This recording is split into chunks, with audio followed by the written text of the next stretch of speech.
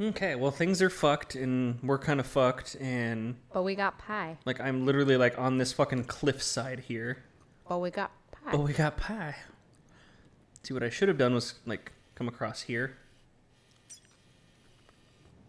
Because I could actually, like, get down the mountain this way. But no, I didn't plot my course. I'm just like, we'll just go straight fucking there. We'll figure it out on the way there. And fucking white out. Yep. Shit.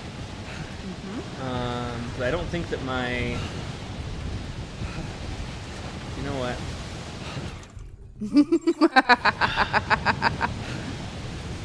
Is this gonna be like the time you got the car stuck like 60,000 times? Kinda. Yep. Woo! Boom. Good night. I was like, this is either gonna work or it's not gonna work. I'm just gonna load. We're gonna start back here, and we're gonna take a better fucking route. Because goddamn, that was the worst fucking path I could have taken. But we got pie. But we got pie. Your couch got some pie. The couch got some pie. The floor got some pie. Shit. It's very generous of you. Well, you know, I like to share. Alright, hurry up with your fucking RECYCLE. Let's go. Oh my god, now we have to hear his story again. Boy.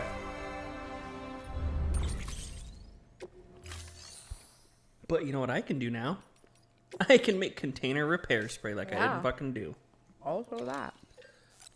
Do 4.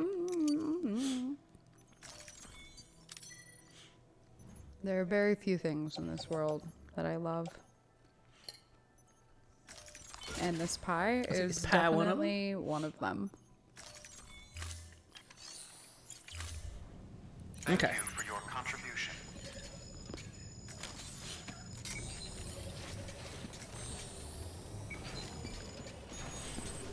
Alright, let's plot this fucking route. So what's gonna make more sense? So we To gotta go get in here. between Do you the think, what about here? Like this path? But isn't that the path you just took? And No, got the path I stuck took on? was up here. I was Oh. like literally on these ledges up here. Well, then yeah, go around it. So it would be easier. Like this path? Yeah. Like this here? Mm-hmm. Okay. Okay, so we'll go a decent way. And then a decent way. And here. And here, and here. And then here. And then... You know what? We'll just figure the rest of it out when we fucking get there. You say that. Right? Well, no, we'll be able to stop and... There. So, I know. don't fucking care. What would be nice is if there Did you make your was... container repair spray? I did, yes. It would be nice if there were more zip lines. told you all about the lake. The other save game I played has fucking zip lines going everywhere. Not only did he I don't know if you can... leave I don't very nearly remember lost if you can himself. use floating carriers For with zip 21 lines, minutes, though. he was I don't asleep think at you partial can. pulmonary arrest. Under normal circumstances, he would have died. Therapeutic Too bad for hypothermia us, saved you know? his life. Yeah. Now we gotta listen to his fucking I feel like story. I'm really missing out. On the other side had a lasting effect on him.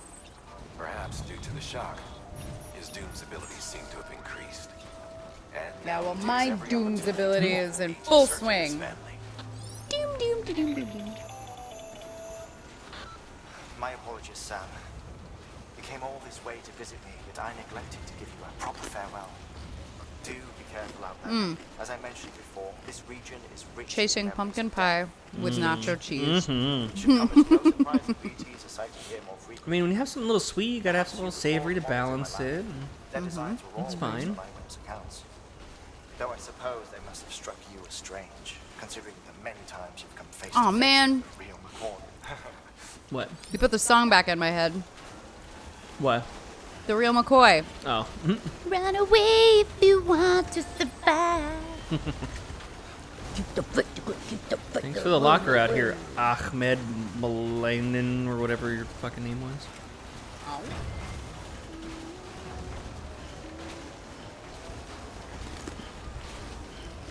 This is a much better path.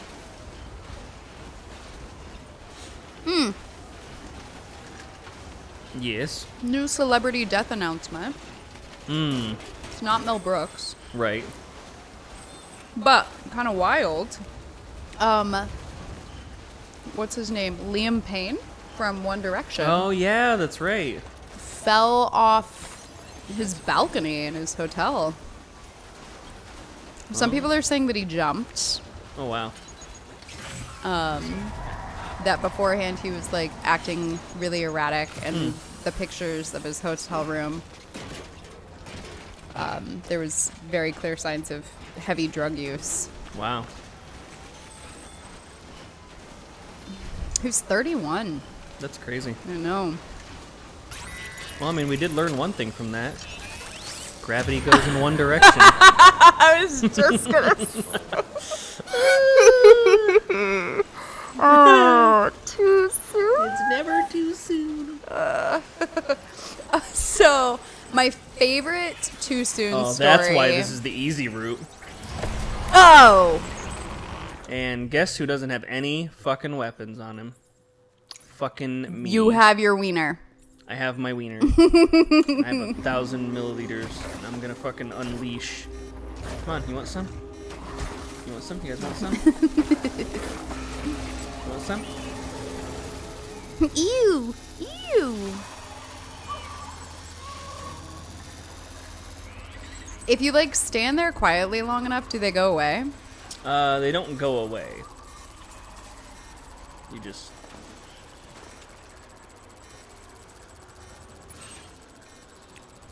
Okay.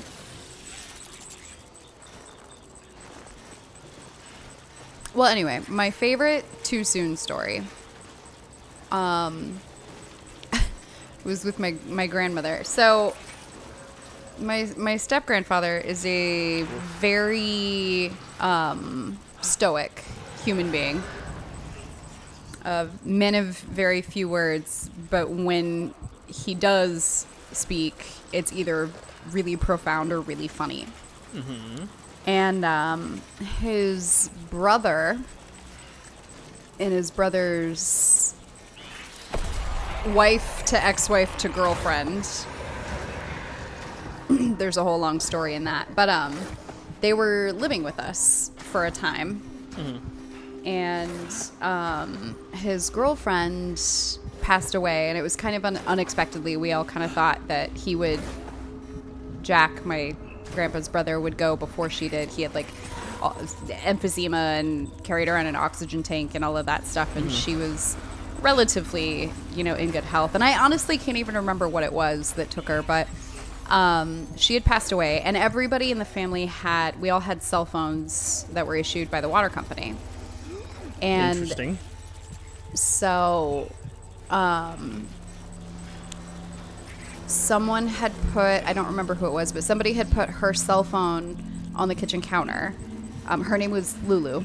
And someone had put her cell phone on the kitchen counter with a sticky note that said Lulu's cell, because we were going to take it off the plan and reissue it. And me and my grandparents, we were all standing around the counter and we were talking, and this was maybe just a few days after her funeral. And my grandma looked down and saw the sticky note and kind of like did a double take. And we were like, what? And she was like, oh, for a second, I thought that the sticky note said Lulu called. And I thought, oh, that must have been from a long time ago. And Dawn goes, or a really long distance phone call. Oh, God. And he just stared at her, right in her eyes. I clapped my hand over my mouth to keep myself from laughing. And she looks at him totally deadpan and goes, it's too soon. And then just walks away. Amazing. That's great. Oh, man. The level of savagery between the two of them was... it was almost aspirational at times. I had a thing where I could cut the umbilical cord. There we go. Oh, yeah. That's right, I could do that. Dead Mama gave that to you. Dead mama. Well,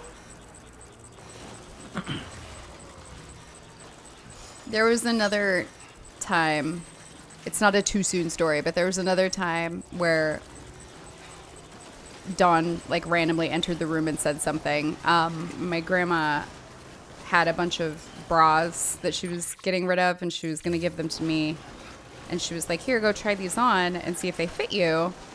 And then if they don't, we'll just give them to, you know, whatever, so-and-so. And Don goes walking by and he's like, or give them to me. I'll wear them. What?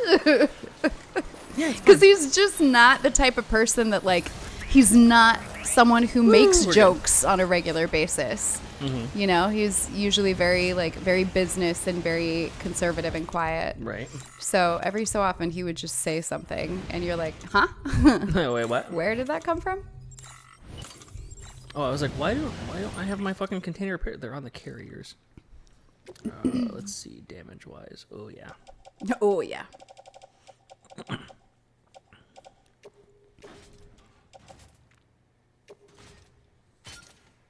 Whatever, it doesn't fucking matter where. Just on me. And then the button. Button. Push the button in the back.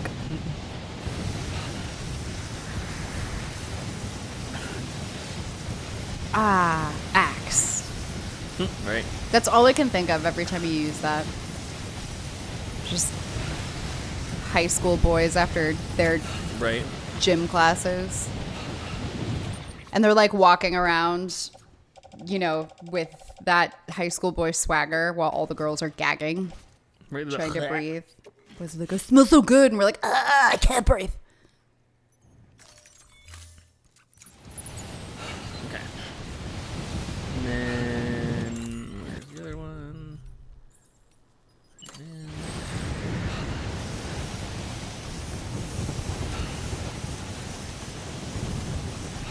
I mean, we're almost there, but at least I want to deliver the shit. I want him to look pretty.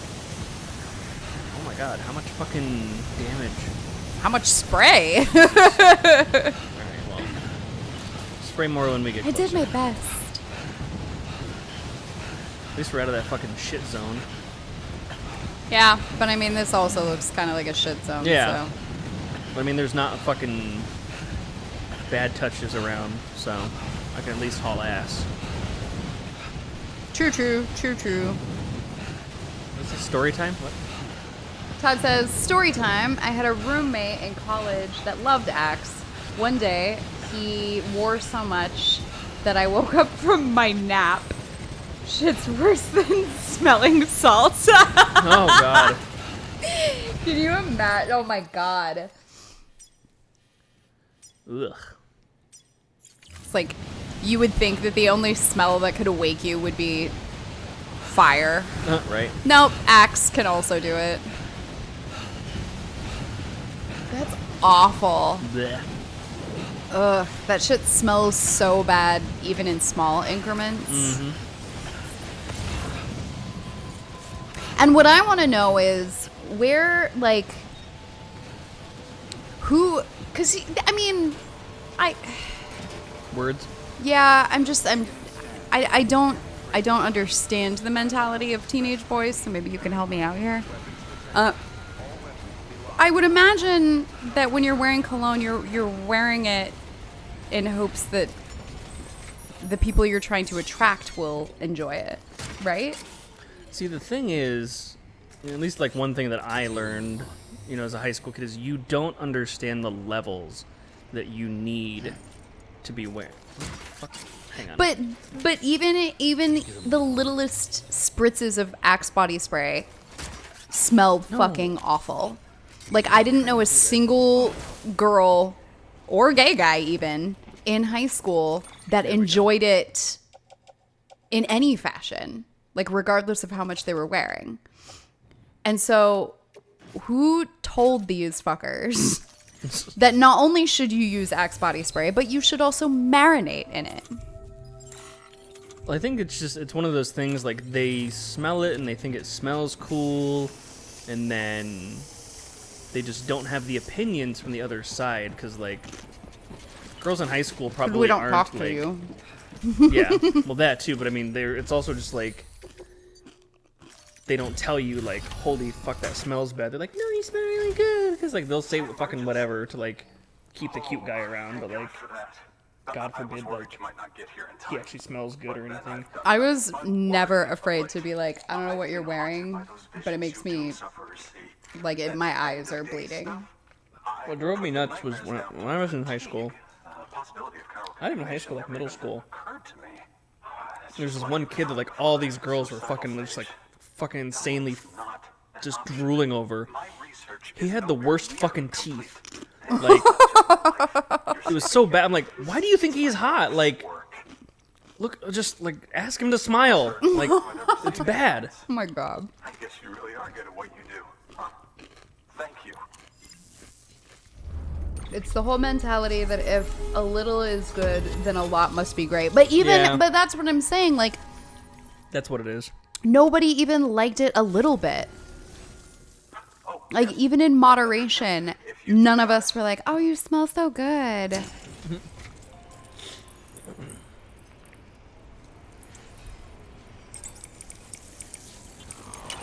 Other kids literally called this kid butter teeth. Like, Oh. Was he rich? Did he come from money? Was his family rich, I guess I should say. he had that look. Did he play sports? I don't think so. Oh. He was very much like one of the Tommy Hilfiger kids, like the designer clothes wearing kind of kid. Okay. So his Yeah. parents probably did have some money. Yeah. Climbing anchor level 2. Oh boy. From what I remember, the requirements were money in sports. Yep. And just like that, And I UCA. was Access to never treasure trove of historical like a research materials. popular Fossil beach should be a good kid deal chaser, easier you now. know, like I didn't give a shit about any of that. I was in band and What it is. my friends were nerds and I liked it. I never wanted to be. My fucking stepsister, dude. She chased that crowd forever. Forever. Yeah. And it was like, there were so many times where it was just like blatant as to why you shouldn't want to be a part of that group. Do you see that black fisher there? And I never understood it. She had the biggest crush on one of the popular boys. He was a lacrosse player. And I remember I saw him in sandals one day and I was like, oh my God, what is wrong with your feet? Why do they, how do you stay upright and why do the girls want you so badly? I don't put that anywhere near me. But she like, You just genuinely dislike feet. I really do. I really, really, really They could have do. only had like a tiny little dysfunction. They could have been about them, fine, and and the fact that they were feet were just, that was enough for me. like you have feet. Gross. That's disgusting. No feet. But she got him his like favorite band poster and gifts for his birthday, and he would barely acknowledge her. And then there was a handful of kids that we went to school with that we also went to church with, and it was an interesting dynamic because they would be very nice to me at church, and most of them were nice to me even at school. I wouldn't really say that any of the popular crowd wasn't really mean to me. They just didn't really acknowledge me at school for the most part. But one of the girls, her mom was our pastor, and she was one of the girls that, involved in the church and very popular at school. And she knew that my stepsister had a thing for this guy, and he shows up with her at church one day and they're holding hands. And my stepsister was just fucking devastated. And it's like, why do you want to be a part of that group when they just very, very genuinely, obviously don't care about you? right. Like, why? And she would make fun of my friends. And it's like, at least my friends like me and they want me around. Yeah. Why are you chasing this clout? And then in like 8th grade, she went out for yearbook. You had to I don't want to say audition, but you had to apply and the yearbook committee had to like choose you to be allowed in. It wasn't, you know, like all through high school, yearbook was a class and you could just take it and be a part of it. Oh, really? Well, it was for my freshman year. I don't really remember when I transferred to Queen Creek how it worked, but in 8th grade you had to essentially be voted in to yearbook. Weird. And so and of course it's all the popular kids that are in charge of it. Right. And so she went out for yearbook, and I remember she came home from school one day bawling her eyes out because she had made it. She'd made yearbook, and then like a few days later she came home from school just devastated because she heard that they had like voted her in as a joke. Oh. Which is stupid because like now she's on the fucking yearbook committee. She's like, I'm fucking here. Fucking idiots. So I don't really know, like, and even my stepmom was like, well, that was dumb of them if that's the case, because now you are on the yearbook committee. But it's just like these people, they're mean and they're shutting you out at every opportunity, and yet you will not stop. Yeah. And, you know, and then after 8th grade, I moved back here. And so I wasn't, you know, obviously I wasn't there and going to school with them and whatever. But, you know, that was around the time that like social media blew up and we had MySpace. Ooh. And, you know, you would see her interacting with all these people and now they're friends, quote unquote. And it's like, are your friendships genuine at all? Yeah. And it's weird because like I haven't like really seen her, spoken to her in many years, but like throughout high school when I would go to visit for like some holidays and stuff like that, whenever she would talk, she sounded fake. She, you know, she had that tone in her voice where everything is sarcastic and valley, and it's just like you're not even a person anymore. Like it was just wild to me. I don't understand. You know, you think that it's like, oh, it's just in the movies how they're so desperate for popularity. Jesus. Yeah, you're fine. Fucking floating carrier came right down on me. Yeah. But you know, like it's you feel like it's a Hollywood thing how desperately some people are to chase that. But like it happens, and it is crazy to me. I never would have put that much effort into being friends with somebody that had no regard for me as a human being whatsoever. Right. I don't even put effort into my genuine friends half the time.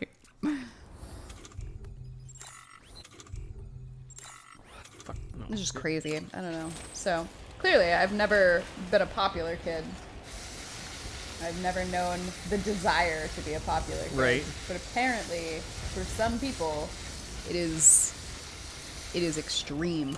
What I was randomly thinking about the other day was like when I was in middle school, because like I never really fit into like any kind of specific, you know, niche or anything like that. I was just kind of like just an average person. I was just like a general like outcast, basically. Yeah. And I remember liking one of the girls. She wasn't like, she was more of like one of the alternative like girls that was like had a backpack that had like 9-inch nails and tool patches on it, and she wore Jinkos and t-shirts and stuff, and like we started like dating, and then like 3 days later, like she like randomly, like things were going okay, like we liked each other, and like she just like randomly breaks up with me, and I'm like, why? And then I got the idea that her friends were telling her to break up with me because I wasn't like in their niche. Yeah. And I was just, I remember like talking to her, and I was just like, did Heidi tell you to break up with me? And she was just kind of like quiet about it. I'm like, And then the girl that I was dating was named Lauren, and she walked away, and I just fucking stared daggers at Heidi. I'm like, you fucking cunt. Like, why? Like, why do you care? Like, what difference does it make? Yeah. Social cliques are very strange to me. Right.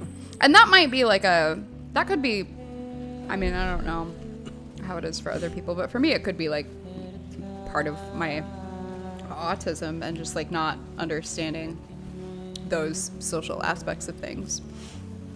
Well, it's like the school that I went to, though, if you, like, didn't really fit into a specific group, like, you didn't fit in anywhere. Like, nobody wanted to hang out with you. You weren't friends with anybody. Like, you had to be, like, in one of the families that, like, had, like, a bunch of, like, football players in it, or your parents had to have, like, some really great job. Like, one of the more popular girls, like, or the guys, his dad was, like, one of the local doctors. One of the more popular kids, like, his mom was, like, an Oakley sunglasses dealer, so we always had, like, Oakley shit on, which in, like, the 90s, like, that was fucking all the rage. Yeah. And it's just like, yeah, if you didn't have that kind of a background or something, like, nobody wanted anything to do with you. And then I remember, too, because my school was, like, very predominantly, like, white, very much a corn-fed kind of town. And if you... definitely very racist, too. So if, like, you were black, nobody liked you. But, like, we had this family come into town, and, like, two of their kids, or maybe I think it's three of their kids, it was two boys and I think a girl, and they were Indian, like Middle Eastern, and like the entire fucking school went insane because like you'd never think they hadn't seen a fucking brown person in their entire life. And like the kid was very quiet, like very reserved, but everybody flocked to him just because he was different. He was like voted prom king and shit like that. I'm like, he doesn't even like hang out with anybody or like talk very much, and it's just like you guys are drooling over him because he's different, not because he actually has a personality. I'm like, you guys suck. Yeah. That's wild to me. So middle school was very much like that. So we went to a middle school that you had to be like accepted into. And Like a we private had been sort of I got your bomb. not necessarily private, I don't think. But definitely Take your fucking bomb. a little bit more based on exclusivity. So, and our parents had given us a choice after 5th grade whether we wanted to go to the high school that was closest to us, which was it was uniforms, and it was a little bit more notorious for being kind of ghetto, if you will. The curriculum wasn't great, and there, fights would happen very often and that kind of thing. Or the school that we went to, which was a little bit more upscale, a little bit more, like I said, a little more exclusive. And again, I don't actually remember if it was like a private school. I don't think it was a private school. I don't think it was like tuition based or anything like that. But we both chose to go there. And because of that, so it was predominantly military families, but you very much had that hierarchy of, higher ranking military personnel or military families. And my dad wasn't, a high ranking officer in that sense. We lived in military housing versus like the popular kids that lived in these nice houses that their families owned and all of that. So money was very much the big differentiating factor. And so middle school was very much like that. Although like the outright bullying wasn't really a thing. We just, the sort of misfit groups and the popular groups, we just didn't really interact much, if I remember correctly. And then I came in on my bullshit and I wreaked havoc within the entire school. So that was fun for me, I guess. But then high school, I didn't really see a lot of that. And that's like coming from two different aspects of high school. So my freshman year, I went to Marcos in Tempe. So it's more of a classic high school setting. And you very much had those different groups of people. You had the punks and you had the jocks and you had the nerds and stuff like that.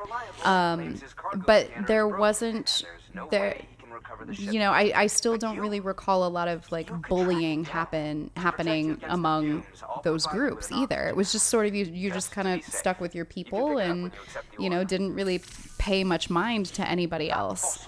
And for the most part, everybody was pretty amicable. You know, like my friends were in band and in theater, and I was friends with the punk kids. And that was when my punk exposure, if you will, you know, came out, because I had a couple of really close friends that were like legit gutter punk, mohawk, studded belts, bullet belts, the whole nine. And then I moved to Queen Creek, and that was a very different setting.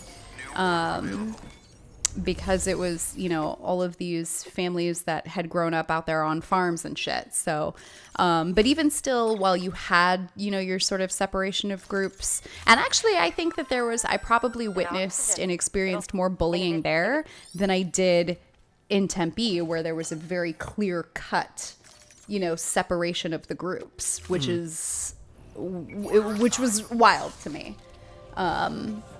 Because that's kind of when we discovered our emo capabilities. And one of the biggest bullying things that I would see, because of course I'm friends with the metalheads and the punk kid. We didn't really have punk kids. I was the punk kid. But like I was friends with the metalheads, and I was friends with the emo kids and the scene kids, you know, and sort of the hipsters. That was kind of the group that I fell into. And the number one like quip that you would hear all the time from the cool kids was about the fucking skinny jeans. Always. It was always about the goddamn skinny jeans. And it's like, that's all you've got. That's it. That's the only insult you have is, my sister wears the same pants as you. Like, shut up, John. You don't even have a sister. Like, You don't even have a sister. you don't have a sister. And I would say the kids that were the meanest were not even like the jocks. I will never forget, Jake Watsky was one of the popular kids. He was the coolest kid in the world to me. And I remember being so scared when I started there, predominantly because my grandparents' house, you've seen it, and that front door being like entirely made of glass. My biggest fear when I started going to school out there was that I was going to get bullied and people were going to come like throw bricks through my front door. Oh God. And so I would get very nervous when I started there. Like when my bus would stop, it would stop like almost right in front of the house, and I would walk away from the house until the bus was out of sight and then walk home, because I didn't want people to know that I lived there at first. Right. And Jake was hella cool to me. I helped him out a lot in class too. So there was always that. I wouldn't call it cheating, but you know, sometimes you just Close enough. You need a little help. But I mean, it was never like, oh, if you do this for me, I'll be cool to you. He was just cool straight out of the gate. Yeah. And I remember I was kind of favored in English class, and I think we've sort of talked about this before. Because of my writing capabilities, I was a little bit ahead of my time in that sense. But we went through like a period where we were doing like poetry. And of course, all of my stuff was angsty and depressing and what have you. And it was around the time that, like, I think it was, I could be totally wrong about this, but Not Another Teen Movie came out or something like that, when there's a bit in, it's a movie like that. And there's a bit where this girl is reading like a depressing poem that she wrote, and she's like all decked out in black, and it's like very obviously kind of making fun of that like culture. Yeah. But I was reading my poem, and after I finished it, Jake started quoting the movie, and so we all started laughing. And my English teacher got so upset because she didn't realize he was quoting a movie. She thought he was making fun of me. Uh-huh. And she nearly laid into him, and he was like, no, it's from a movie. She's laughing. Look, she's laughing. But you know, and I was a weird, angsty kid. You know, the kid with scars on her arms and dyed black hair and that gothic nature to her.